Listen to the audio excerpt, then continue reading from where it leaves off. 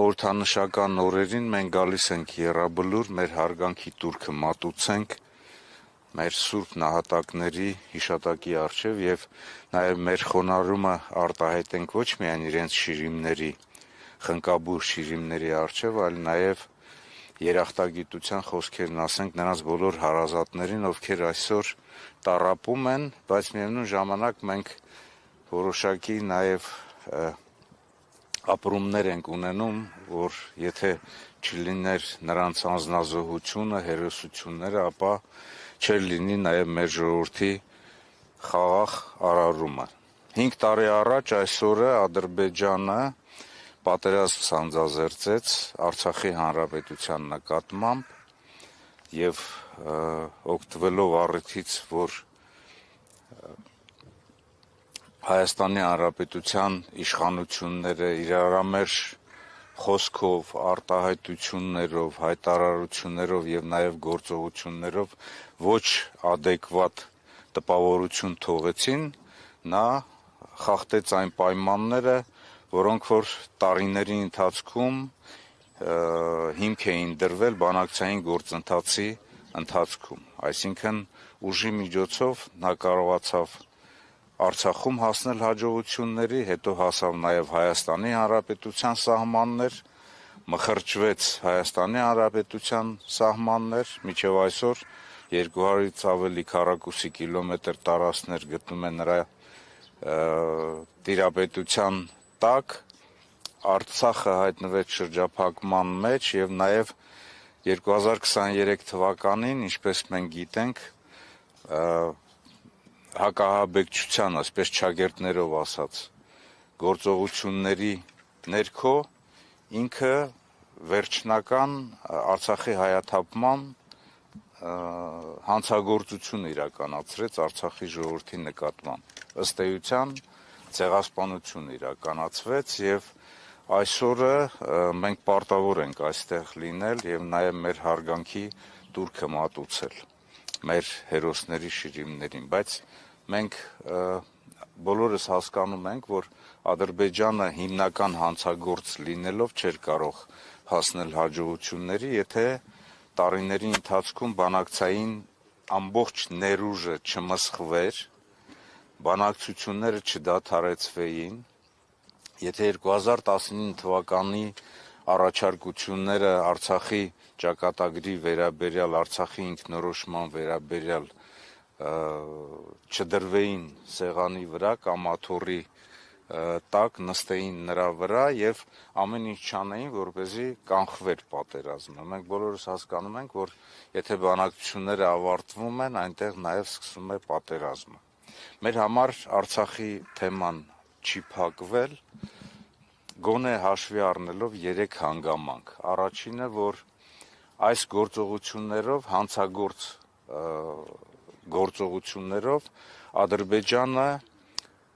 հակամարտությունը ավելի է սրել։ Հակամարտությունը չի ավարտվել եւ այս ցեղասպանության համար Ադրբեջանը միջազգային հարթակներում պետք է պատասխանատվություն կրի։ Դա է պատճառը նաեւ, որ Արցախի Հանրապետության իշխանությունների եւ նաեւ Վարդան Օսկանյանի գլխավորությամբ հանձնախումբ գոյություն ունի, որը համապատասխան աշխատանք է տանում միջազգային հարթակներում այդ ուղղությամբ։ Երկրորդը, կարծում եմ, որ Արցախի սուբյեկտայնությունը պետք է պահպանվի, իշխանությունները պետք է աշխատեն Արցախի ժողովրդի ճակատագրի, նրանց սոցիալ-տնտեսական վիճակի, նրանց հավաքական պահելու եւ նաեւ հնարավորության սահմաններում գործողություններ իրականացվեն, նաեւ որպեսզի ընդհանուր վերադարձի, հավաքական վերադարձի համար անվտանգային պայմաններ ստեղծեն։ Եվ երրորդը, եթե այս երկու հանգամանքը գոյություն ունի, ապա բանակցությունները այլընտրանք չունեն։ Բանակցությունները գործող ձևաչափով կամ որևիցե նոր ձևաչափով, բայց ցավոք սրտի Հայաստանի Հանրապետության իշխանությունները Ադրբեջանի ղեկավարության հետ միասին, ինչպես գիտեք, լուծարեցին Մինսկի խումբը, դրանով նրանք եւս մեկ անգամ ապացուցեցին, որ նրանք Արցախի էջը գոնե իրենց տպավորության, իրենց գործողությունների մեջ փակել են իսկ նրանց խոսքը, նրանց գործողությունները ցույց են տալիս, որ նաև նրանց գործողությունների մոտ միտումնավորություն կա։ Եվ ես ուզում եմ եւս մեկ անգամ, որպեսզի մենք այսօրը հիշատակելով 5-րդ տարելիցի խորհրդի շրջանակներում մեր խոնարհումը արտահայտենք ոչ միայն Եռաբլուրում, այլ նաև Հայաստանի Հանրապետության եւ Արցախում մնացած բոլոր մեր հերոս նահատակների հիշատակի առջև։ Պարոն Օհանյան, պարտության հետ կապված տարբեր են պատճառները։ Նիկոլ Փաշինյանը ձեր օրոք պաշտպանության բանակի հրամանատարինների ձեր օրոք քննադատությունների տեղատարափ է հորդացել այս ընթացքում։ Օրինակ ասում 2016-ին, երբ որ ես Ասոն Ջոկատի հետ գնացի Մարտակերտ, 73 թվի ավտոմատ էին ինձ տվել, ասում է Սերժ Սարգսյանը 43 միլիոնի մետաղի ջարդոն է ձեռք բերել, այդ զենքերը ընդհանրապես բանի պիտանի չեն, ոչ մի ձև չեն կարող օգտագործել, իսկ հետո իրենք հայտարարեցին, որ մենք վերջ ենք դրել 80-ականների զենքերի օգտագործմանը։ Մի հատ պարզություն կմտցնեք, ձեր օրոք ձեռք բերված զենքը իսկապես այդպես ջարդոն է եղել։ Տեսեք, Հայաստանի Հանրապետության եւ Արցախի Հանրապետության անկախության եւ ինքնորոշման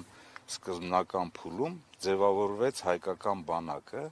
եւ նաեւ Արցախի Հանրապետության պաշտպանության բանակը։ Հասկանալի է, չէ՞, մեր ժողովուրդը գիտակցում է, որ այն զրոյից է սկսել ստեղծվել եւ կառուցվածքային, կազմհաստիկային առումով եւ նաեւ համակողմանի ապահովման խնդիրներ իրականացնելով, որոնց մեջ է եղել նաեւ սպառազինության ձեռքբերումը։ Ես սպառազինությունը ի սկզբանե ձեռք է բերվել Հայաստանի Հանրապետության տարածքում գոյություն ունեցող Խորհրդային Միության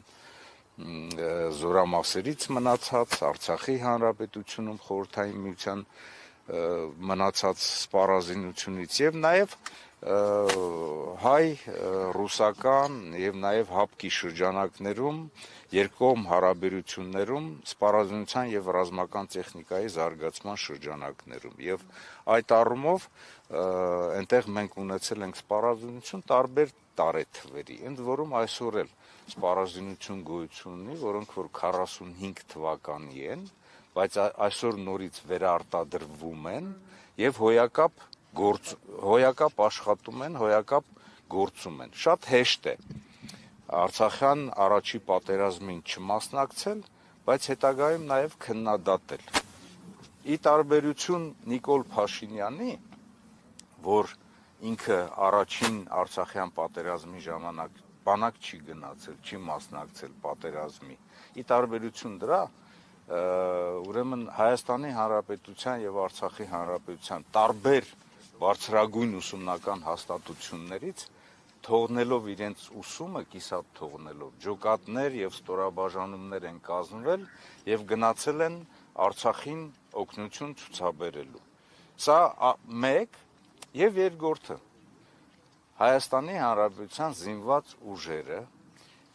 եւ Արցախի պաշտպանության բանակը իրենց կառուցվածքով, համալրվածությամբ, համակողմանի ապահովմամբ, ինժեներական կառույցների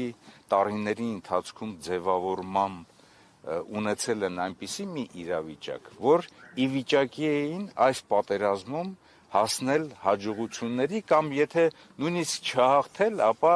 իրենց առջև դրված խնդիրը պաշտպանությունում իրականացնել։ Մանավանդ այն հատվածում, նորից եմ կրկնում, մանավանդ այն հատվածում, որտեղ որ հակառակորդը կարողացել է այսպես մեկ ճանապարհով, մեկ արահետով մխրճվել եւ հասնել մինչեւ Շուշի եւ Հայաստանի Հանրապետության սահմաններ։ Այսինքն լեռնանատարային պայմանները Հադրութում, ջրականի շրջանում հնարավորություն են ունեցել հակառակորդին կանգնեցնել եւ կարծում եմ, որ հակառակորդը ինքն է զարմացել, թե ինչպես է կարողացել այդ օրերի ընթացքում հասնել իմ ասած նշված կետերը։ Եվ եթե խոսքը գնում է նրան, որ փորձում են բանակի վրա բարթել ամեն ինչ, ես պետք է կրկնեմ իմ նորից այն խոսքը, որ մի քանի անգամ ասել եմ։ Արցախի պաշտպանության բանակը, որը որ ձևավորվել է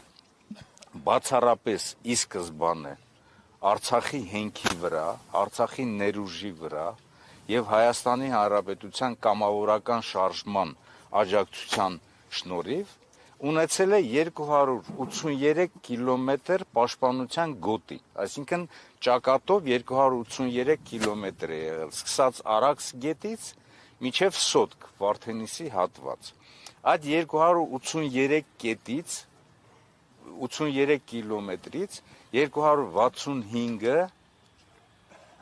ինքը պահել է մինչև վերջ, մինչև հոկտեմբերի 27-ը, մեկ ամիս։ Այդ 20 քանի կիլոմետր հատվածում է աջ թևում, որ եղել է մխրճում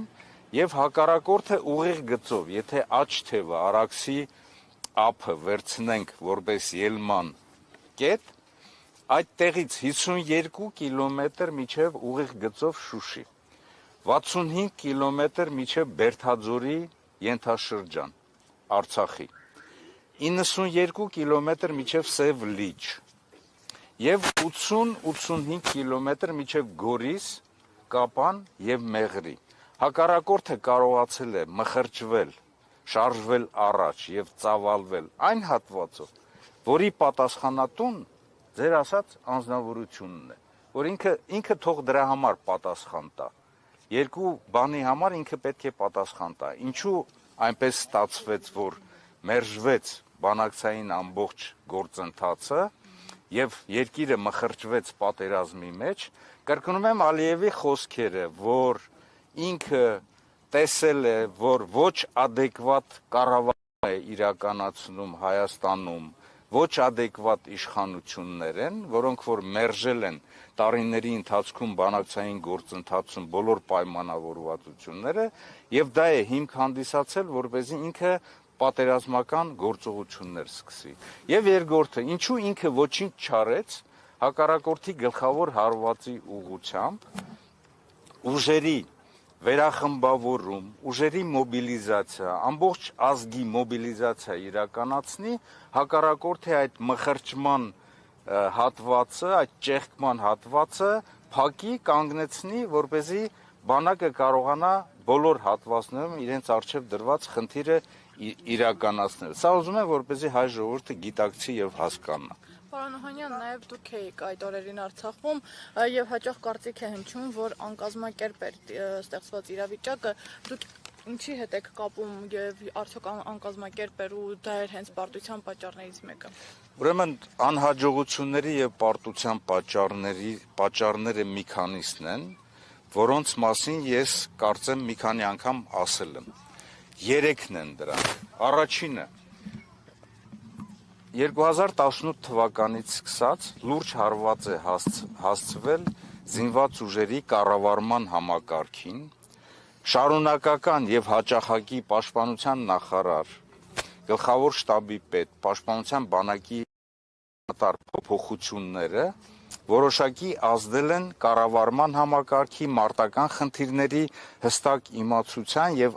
լայնամասշտաբ այսպիսի գործողություններում հստակ գործելու եւ հաջողություն հասնելու համար։ Ընդ որում նաեւ այդտեղ ես նշում եմ Գերագույն հրամանատարի դերակատարությունը, որը որ ինքը լինելով Արցախում այսօր ասում է, չէ, ինչ գործ ունեիք Արցախում, ինչ գործ ունեիք դու Արցախում կամ քո հարազատները, քո որդին, քո կինը ինչ գործ ունեին Արցախում այդ դեպքում։ Բայց եթե դու եղել ես Արցախում եւ քո ներկայությունը այնտեղ ոչինչ չի բերել, արդյունքը իմաստը գնալ Արցախ, եթե դու չես կարողացել մարտական գործողությունների ընթացքում ինչ որ քո ներկայության որպես Գերագույն հրամանատարի, որպես կառավարության ղեկավարի, որպես Հայաստանի իշխանության ղեկավարի, որը ստանձնել է Արցախի հանրապետության անվտանգության այսպես պատասխանատվությունը եւ երաշխավոր է հանդիսանում։ Երկրորդը կառուցվածքային փոփոխություններն են ազդել բանակի ընդհանուր մարտունակության վրա։ Կազմալուծվել են որոշակի կառույցներ, փոխվել է սպառազինության եւ ռազմական տեխնիկայի գնումների ամբողջ փաթեթն է փոխվել, կազմալուծվել են ստորաբաժանումներ, օրինակ ռադիոէլեկտրոնային պայքարի եւ այլն եւ այլն։ Եվ երրորդը կարգապահությունը։ Եթե կառավարումը հստակ չէ, կարգապահությունը մի հատ նայեք տեսեք, սկսած նրանց արտաքին տեսքից, վերջացրած նաև իրենց գործողություններով ինչպիսին են, արդյոք նրանք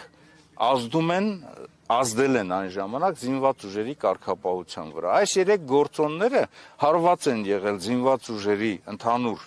մարտունակությանը, ընդհանուր մարտական կարողությունների վրա, որոնք որ բերել են մանավանդ, որ պատերազմի ընթացքում չի եղել այնպիսի հեղինակություն, այնպիսի անձնավորություն, որը որ կարող էր բանակին թիկունք կանգնել եւ բանակի առջև դրված խնդիրները լուծել։ Հեղինակություն չի եղել եւ եթե այսօր ինքը ուզում է ասել, ուզում եմ այս կետին ուշադրություն դարձնեք։ Ինքը ասում է ես լեգիտիմ եմ, ժողովուրդը ինձ ձայն է տվել։ Ժողովուրդը քեզ ձայնն է տվել Արցախի համար։ Արցախի անվտանգության երաշխիքը լինելու համար 2021 թվականի արտահերթ ընտրությունների ժամանակ էլ Արցախի հարցի որոշման եւ նաեւ Հադրութի, Շուշիի դեօկուպացիայի համար։ Եթե այդ խնդիրը չլիներ, հələ մի հատ տեսնենք, ինքը այդ լեգիտիմությունը, ինքը այդքան ձայներ կստանար մեր ժողովրդից, ես կարծում եմ, որ ոչ։ Դրա համար է, որ այսօր կարծում եմ, որ այսօրվա իշխանությունների այսպես ռեյտինգը, արժանինքները, հեղինակությունը օրըստօրե անկում է ապրում, որովհետև ինքը ամեն ինչ արեց, որ Արցախի հանրապետությունը չլինի եւ ամեն ինչ արեց եւ այսօր էլ շարունակում է անել, որոնք որ ազդում են Հայաստանի հանրապետության արդեն ինքնիշխանության, հեղինակության վրա։